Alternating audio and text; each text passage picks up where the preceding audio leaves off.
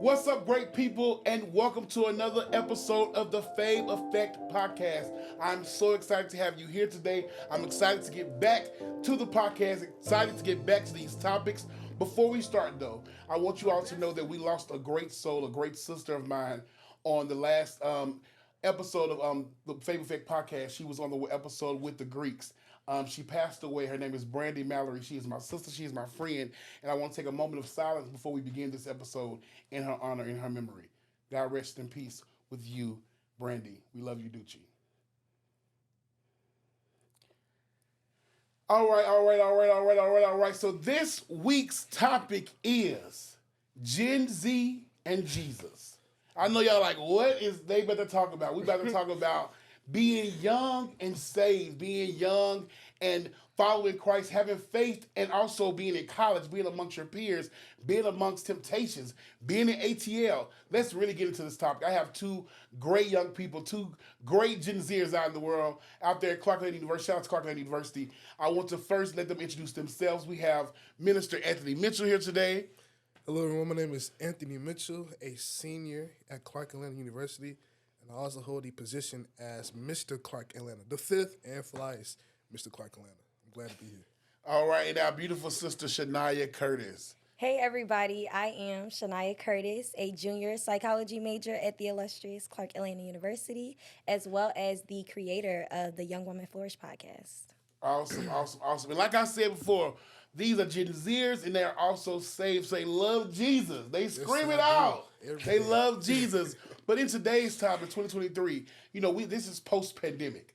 So a lot of things have changed in not just necessarily in your fight for Christ, but like religion and your quest to seek Christ and your quest to go to church. Just so many things that have changed. And there are so many young people out there lost in the sauce, honestly. Like they really don't know where to go. They really don't know what they want to do next when it comes to their relationship with Christ. A lot of them are like, I'll deal with that later. I'll connect with God later. I'm on my mission right now. I'm hustling right now. I'm pushing P. I'm chasing the bag. All those different things. But why not do all those things with Christ? So we have some young people that's actually out here doing that, and we want to really dive into this topic and see what are the things that they're going through in life, and let you know that you can do it too. You can be young, you can be fun, you can be fly, you can do all those things and still have a love for Christ. So let's dive right into this topics. So I want to first talk about it. You all are in college, and college is like the stumping ground for everything. Crazy. College is like where you can, find yourself or you can lose yourself. So you all go to HBCU. So you're in the heart of Atlanta.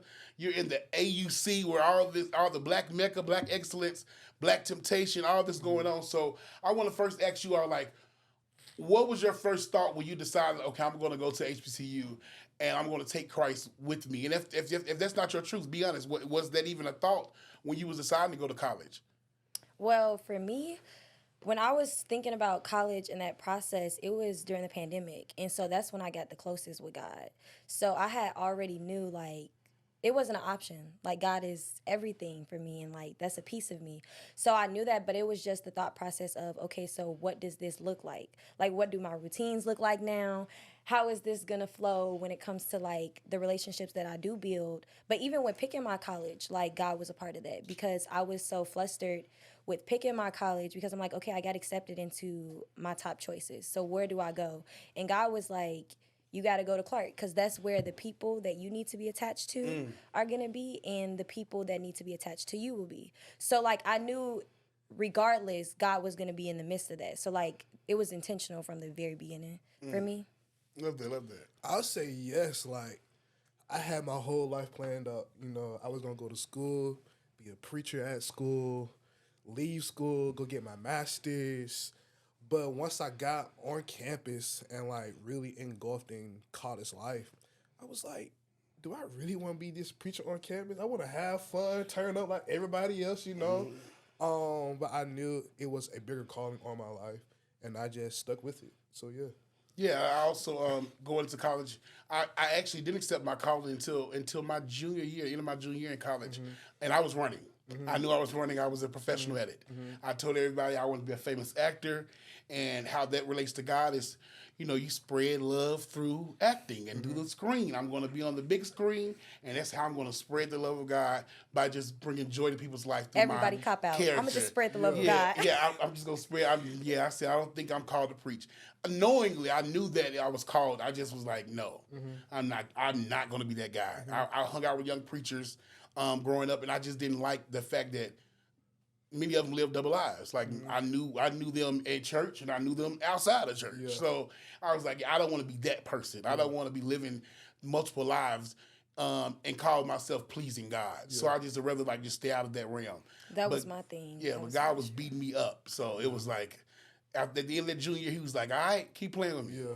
And I was like, you know what? I surrender. Yeah. Now you're going to have to figure this out for me because I already, I don't know what I'm I doing. already flipped some rocks. I already threw some stones. I need you to figure Right. out how do I Jesus. become this preacher, So I definitely get it. And in that, I know you mentioned something, Shania, that the people, God said that the people that you need to be connected with there. And a lot of times people are the hindrance of what's keeping us from really going hard and putting God out there because we don't want to offend nobody, or we don't want our friends not to want to be our friends. I know in college sometimes you're looked at us, or you're labeled as the holy roller, or you're labeled as oh, don't do that. Aunt, Shania. So how do you deal with those moments when you're in social settings and people automatically label you? Yeah. And what you wanna in that setting be, I guess, just be Aunt, or you just want to be Shania, you just want to be Nah, you just want to be kicking it, and they put that on you, or y'all know Aunt in the building. What do you do in those moments in being young and being in social environments? I think with me, I grew to just accept it, and just, I'm glad people have that respect, not to do certain things around me. But then again, I'm saying, bro, do you, bro? I'm just here, bro, do you? So for people to have that level of respect to know, hey, don't do this around Ant, because he a church boy, preacher boy, don't do this around him. I'm glad people see that anointing on my life to know, hey, let's try to, stay calm around Anthony. But I've learned to accept it and just, push through it and still show people you can still have fun and follow Christ, So that's one thing I've been learning to do the last 4 years of my life, especially being on campus. That's good. Yeah, so for me, what's interesting is I got that more back at home, in Chicago, than I do get it out here. I got that more oh, we can't do this around Naya, we can't be like this. But being out here, it was more of a shift, I feel for my friends than it was for me. I made it a very intentional thing to create a safe space for those that I'm around. And I want them, I don't ever want to give off, I'm judging you. And so it really was more so just my friends making changes in their own lives because they wanted to, based off of how I moved in certain things. And so it really wasn't but the respect was always there, like you said, I'm not going to cut up and just do something disrespectful around you. But the people that I'm around are very intentional. They started to shift their energy. So yeah. So when we all was talking, I was thinking of this song just dropped in my spirit. It's a song that I used to listen to.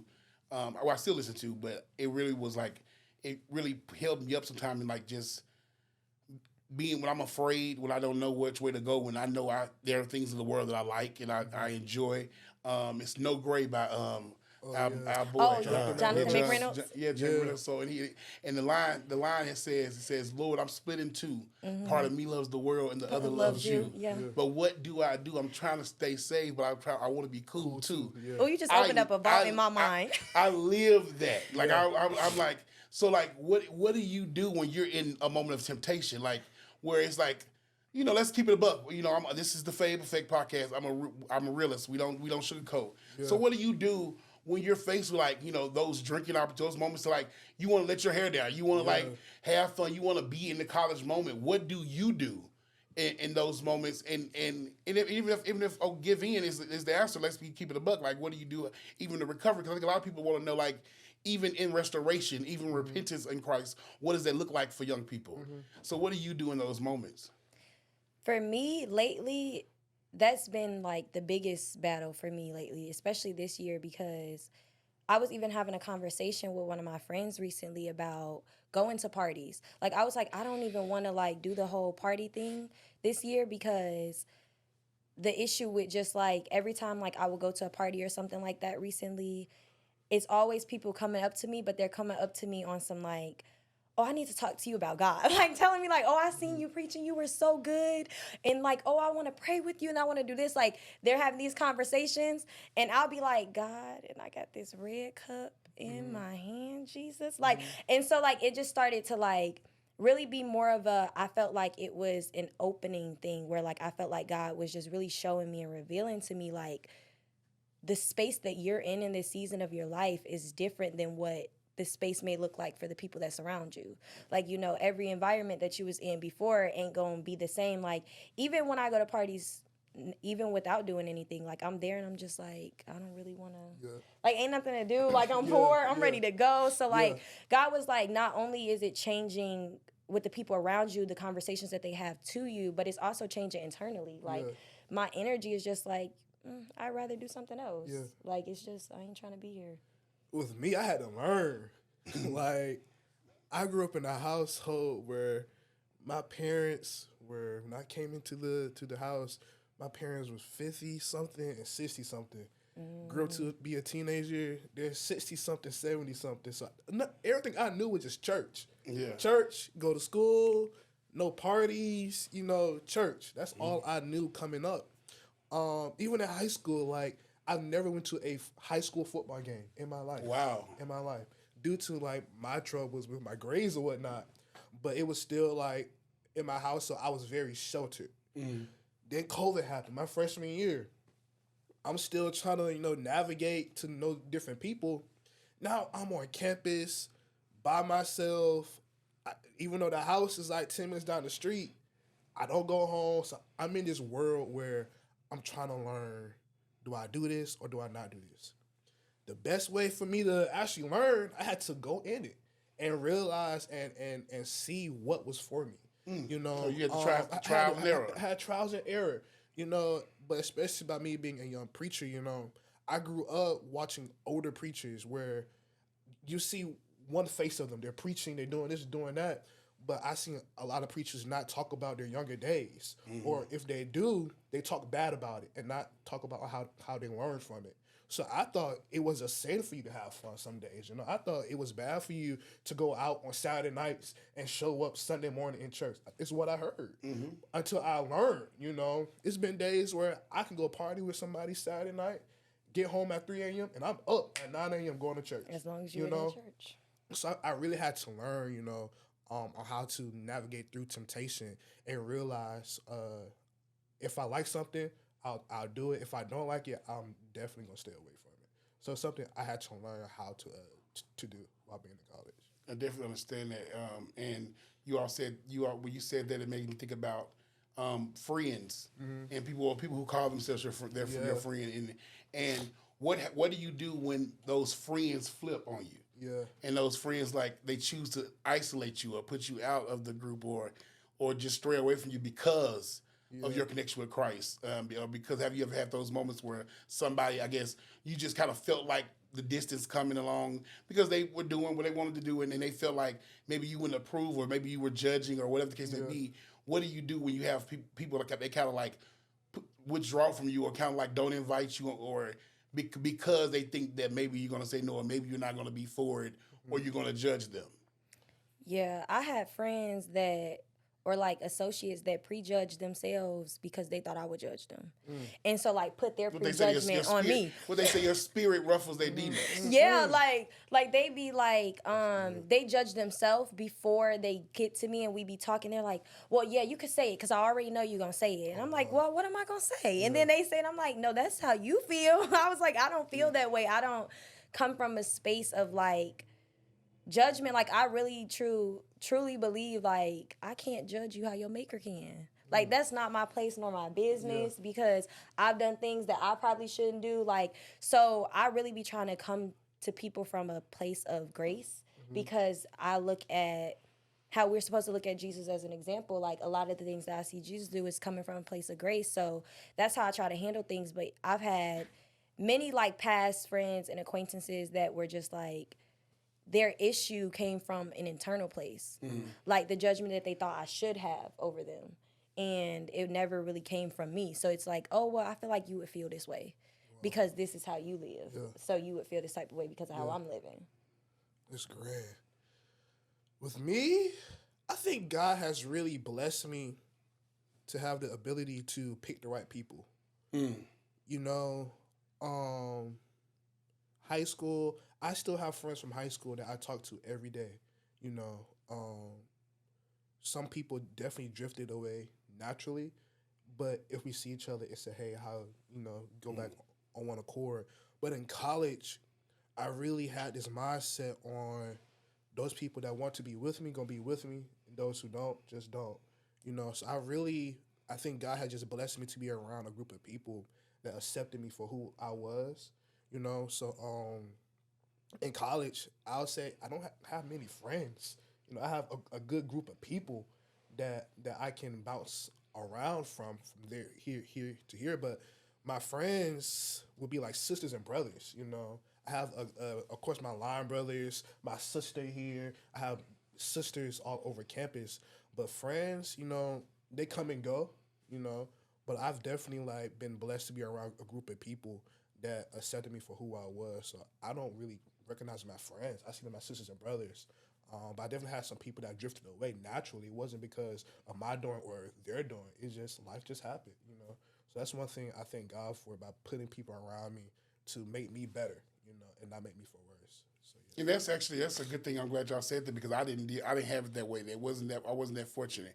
Yeah. I definitely had moments where I felt like there was a like, well, Faye probably gonna say no anyway, so just don't even invite them this time. Or Faye probably gonna like come and then be sitting down the whole time. So I definitely had those moments. And it was so crazy. It wasn't the Christ that I was like trying to like avoid. I just get bored quick. Like I just get ready to go. I be on some ready to go energy. If I'm not having fun, or if I'm not in the mood to like have that sort of fun, I'll go for the fellowship. And after I'm done fellowshipping, you ready to go? Yeah, I'm probably in my phone. And I think that they read that way. And so there have been moments where I felt like I had to like fake the funk or get excited when I really wasn't excited, like do things to just make people feel that I was into it. Yeah. And I found myself, as I got older, it was like, what are you doing? Yeah. Like, what are you doing? Like, you can, first of all, you're a force of energy yourself. Yeah. You can go in a setting and attract people. Yeah. So why are you like trying to make sure these people want you around? Or these, it's like, if you like TD Jake said, if you want to go, go.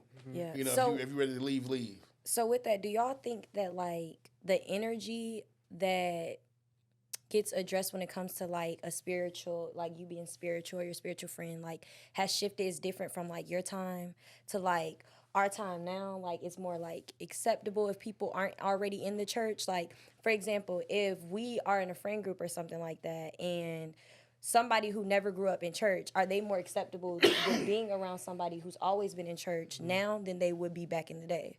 Well, I think what the difference now is you all push the spiritual aspect more than we did. We were very much so church religion bound. Like, so a lot of our habits came from church.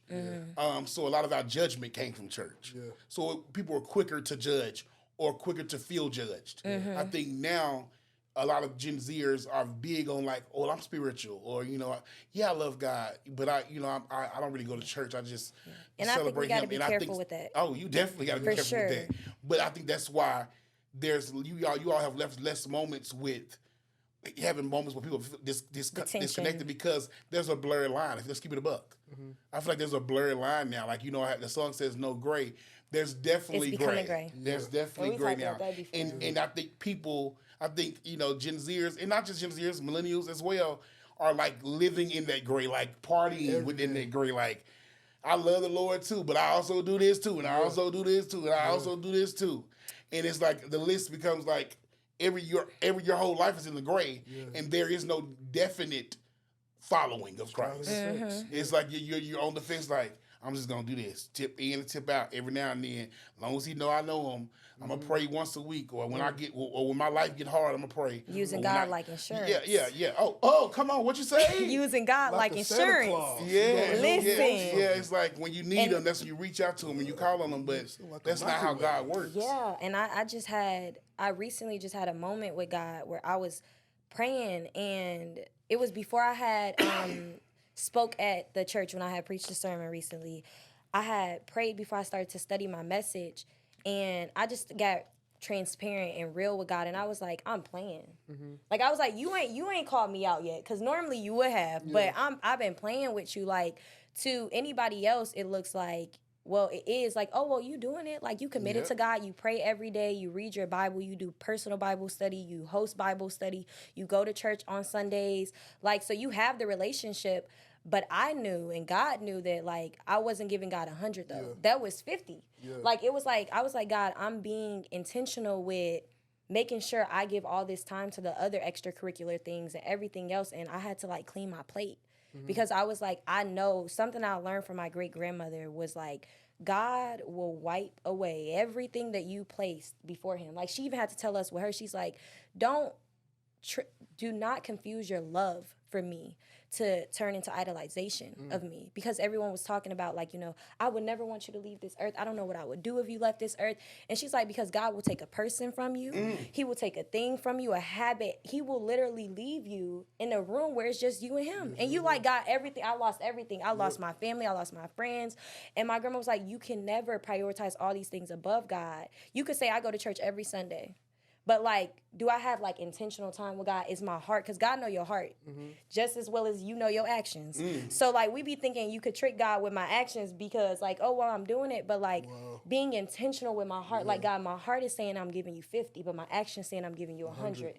And so, like, I had to be intentional because I knew that God would take everything that felt good on campus, everything that felt good in my personal life. And I was like, you know what, God, I'm going to walk away from it before you take it, because you've been giving me grace, because you would have been checked me back in the day, but you've been letting me play, so I'm gonna stop because I want to be intentional with what you're doing. And so, like, just stop using God as insurance. Like, oh God, I'm gonna use you when something happened, when an accident break out, or when I'm broken.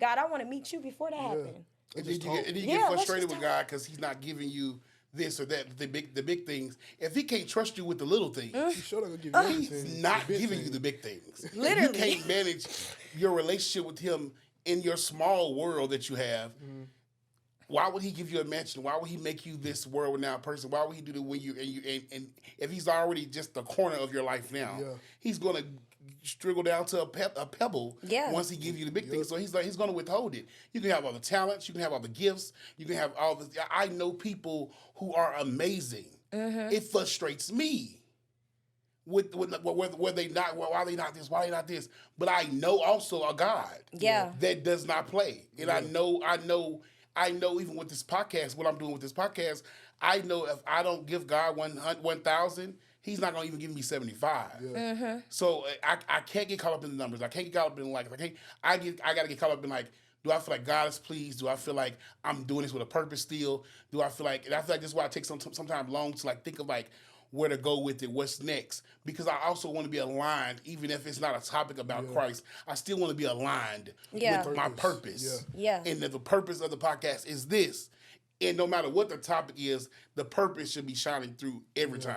Yeah, and I, like, wanted to say I want to be obedient, because when you said, like, not getting caught up in the numbers, I was speaking to somebody yesterday, and God started to speak about, like, we get caught up in the wrong numbers. Like, we think the number's supposed to be so increasingly high and all these things, and God reminded me, like, heaven rejoices over one. What are you doing? Like, like when it's that one listener or that one viewer that's watching your podcast or listening to your music or watching your shows, all these different things, that one person supporting you, God's like, you don't know what you're doing for them. And consistency works. Consistency will bring you in the overflow when it comes to God. And so God's like, if one is good enough for me, who are you? You big dog? One ain't good enough for you? Like, and I was like, oh God, humble me. Convict me, because we'll have moments where it's like, God's like, what you're doing is fruitful, and you stop being fruitful because you're like, oh, not enough people seeing it at this time. There's even, like, ministers who's had like, or people that blow up, a lot of times they'll blow up off of something old that they posted. And it's like, imagine if you never posted that or you never did that and somebody didn't see it. Never saw it, yeah. Because you were like, oh, I gotta wait till my numbers big. I gotta wait till everybody already know my name to be consistent in my fruit. What are you doing it for? And so just understanding like the intention behind like heaven rejoices over one. So God, I'll be glad. Yeah, and even in that, like when I first started preaching, you know, I always wanted people to shout. People stand up, people crowd the pulpit. They let them know that you. Yeah, that you know that that I killed it, you know. Yeah. And as I've grown and matured with ministry, it could be a Sunday where I know my sermon was top tier.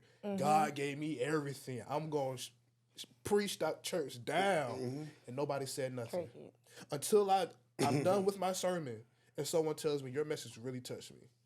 It's one time I preached, I told Shania, I was like, bro, was my message bad? Like, no one said nothing. Someone preached, you preached, and people was going crazy, you know? When I went up, no one said nothing. I could barely hear a pin drop, you know? But after I was done preaching, someone told me, your message really touched me, you know? One person, you know? And that one person calmed every storm that I had right after that message. It was like, wow, thank you for telling me that. And then Dean Carter told me, or told the preachers after we got through after I preached during chapel, he was like, do preachers preach to feed the sheep, or do they preach for the sheep to feed them? You know, Egos, and that really, you know, hit home. Like, are we preaching to preach the church down and get our name big and get this big check and get famous off this preaching, or are we really trying to save souls? You know, and as long as you can save one person from that message, I think you're doing what you're supposed to do. You definitely are. And to bring it to a close and wrap it up with the last topic I want to talk about was limits. It's limits because we live our lives, like we said, we talked about, we living in this gray area. And I say we because we're all guilty of it. And at some point we have to decide, you know, you have to figure out, like, you know, what are the limits I want to place on my life? What are the things I know I'm going to do? What are the things I know I'm not going to do? So in that seeking of that discipline, what are you actively doing, and what advice can you give to young people out there, Gen Zers who are, you know, I love God, but who has that but on the end of their statement, and those Gen Zers who are like, you know, I'm gonna hit God up in a couple of years. You know, I feel like I'm still young, I'm still wild, I'm still free. I want to, you know, sow all my wild oats and then hit up God. What do you say to those people who are in those moments? They don't know their limits. Like, what are you doing to implement your limits, and what advice can you give to a young person that's trying to find a way to implement things? With young people, it's best to start now. You know, find God now. Seek God. Seek who God is now, because once you get older, then you have a good foundation on who God is. I think right now in 2023, being in college, it's the perfect time. People gonna come at you with different stuff, drinking, sexual stuff, weed, doing crazy stuff. But if you don't build a good foundation now, once you become 25, 30, 35, 40, you're going to be lost. And the world is just going to keep passing you by, and you're going to be confused. This is the perfect time to set yourself aside from certain stuff. Wake up in the morning, read a scripture. Go throughout your day, and the time you go back to bed, read another scripture, pray, and do the same thing over and over again. Because we are in a season where people just don't care who you are. But as long as you know who you are and whose you are and who got you, then you'll be A-okay, you know. So, yeah, that's what I would say as a little point into it. Yeah, no, I 100% agree with that. As well as I was just telling my roommate today, actually, like, we were talking about time. And she was like, yeah, you know, like, I got time. And I believe that, you know, don't focus more so on the concept of time, but the intention and work that you put into it. So regardless, it's going to take work, making sure, you know, you build that discipline with being intentional with God, like Ant was saying, like reading and stuff like that, reading your word, looking and praying and spending time with God, just being intentional and putting in that work, because you're going to have to, regardless. Like, whenever you start in this journey, you're going to have to be intentional and put in work. And time don't wait for nobody. At all. So Like, don't depend on it. Make time. Don't let time make you. And in that same vein, I just want to say, God don't play, y'all. I don't know no other way to put it. I think that I think we get caught up in the scripture that, you know, he's a patient guy. He stands at the door and knock, and he's not going to invade your. He's not, but the world will, and he will allow it. He will be there with you through it, but he will allow it. And we have to accept the things where, you know, I say people say things happen for everything happens for a reason. Not everything. Some things you bring upon yourself. Some things you bring into your life, and God is going to let that thing happen to you, and He'll be with you through it, and He'll protect you through it. But He gonna let you go through it because you brought that thing upon your life. So I feel like my biggest advice is like, stop playing with God because He's not playing with you. Like stop using God as this old razor on your cabinet that you use every now and then, or to show nostalgia to your family members, that old Bible that you have on the bookshelf. And I'm not trying to push it down your throat at all. I'm telling you that God gives you the right to choose, and you just got to make the right decisions.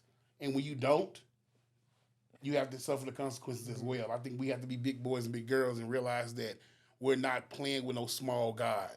So stop trying to, like, if you're living small, but you're serving a big God. Yeah. And you gonna have to step up to the plate to get those big blessings.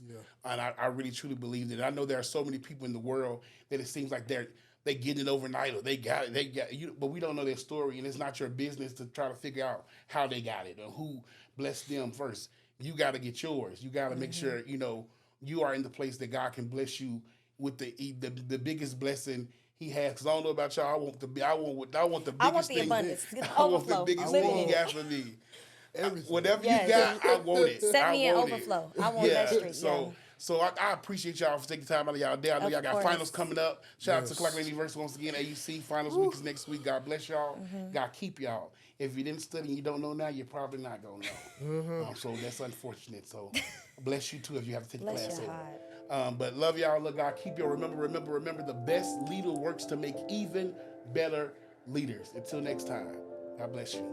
God bless y'all. Thank y'all. Thank you. The best leader.